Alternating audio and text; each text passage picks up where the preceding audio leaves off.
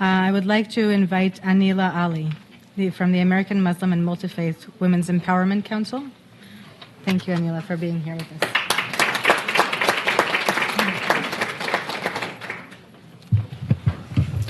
Bismillahirrahmanirrahim. Shalom, Salamu Alaikum. I'm Anila Ali, Excellency Ambassador. Thank you for your kind words about me, esteemed Minister May, and all of you guests that are here to listen to what we have to say. As you can imagine, being a Muslim woman and standing here with my fellow Israeli women, it's not easy. It hasn't been easy. We were in Morocco in June, and we met Women Wage Peace. The women, the Israeli and the Palestinian women who've spent their entire life working for peace. They were with the women of Sun Palestine, and they asked us to come speak at their rally on October 4th. I would have been there.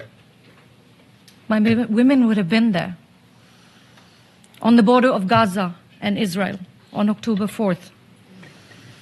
I usually live up to my word, but on September 26th, I wrote back to them and I said, I had this eerie feeling. I said, I don't want to go. I can't come. I made an excuse. And all of you know what happened to Vivian Silva. She was burnt alive, I believe. We would have been there. So when my brothers, the imams, asked me, Anila, why did you speak at the Israeli rally? Why did you say all of this? I said, brothers, would it have been different had those women been a Muslim, me and your sisters?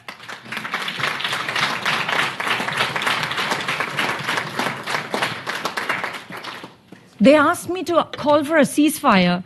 And I said, do you remember when Pakistan was helping America with the war on terror? There were 70,000 Pakistanis who died. Did we tell America to stop? I didn't.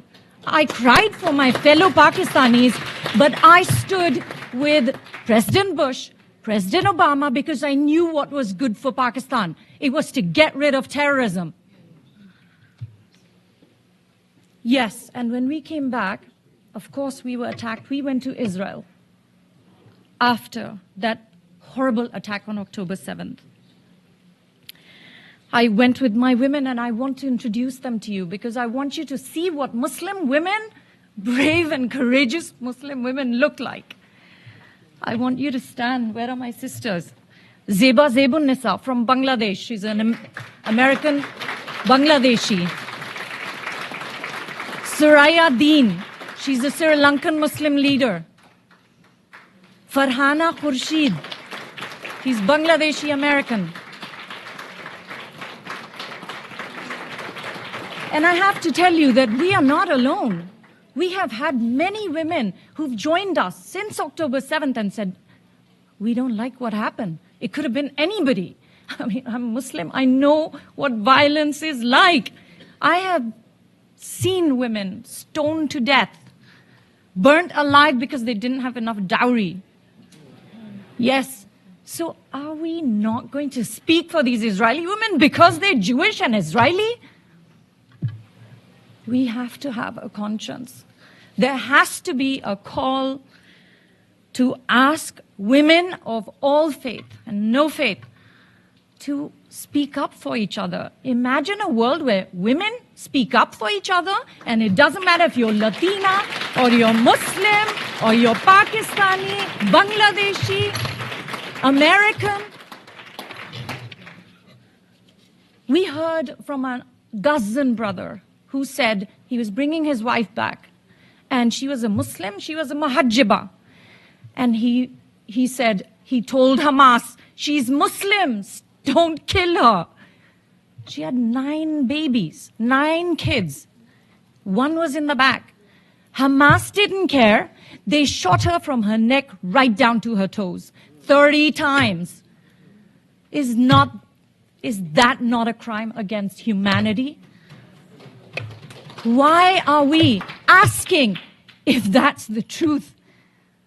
Because they're Israeli and they're Jewish? We also heard from another woman who was hiding for 7 hours while she heard women being gang raped, the screams and the cries, and then shot. And she bore that for 7 hours. I'm a woman. When I heard from another woman in Israel, she said, "You're a Muslim? Do you know what people are doing in the name of your religion? They cut the breast of a woman and said, Allahu Akbar." It's Ramadan today, and I can tell you that when she told me that, I was so ashamed. And my friends that are here, we were all there. We have to speak the truth. And if someone is not, that's their conscience. We have to wake them up, especially women. Believe women. I was horrified when in America, some of my liberal journalist friends, they said, "Are you sure the Israelis didn't make it up?" And I said, I had no words. Are you a woman? Believe women. I know what it's like. I believe women. I have supported women. We know what we go through. And it doesn't matter what your culture is. We go through a lot of trauma in our lives, from childbirth to the end. But what I'm here to say is that today we should all unite and call for the release of the captives, the women. Why aren't we doing that? And let's see, this is not a Jewish issue. It is not an Israeli issue. It's a global issue. It's a humanitarian issue. It's an issue for all of us women.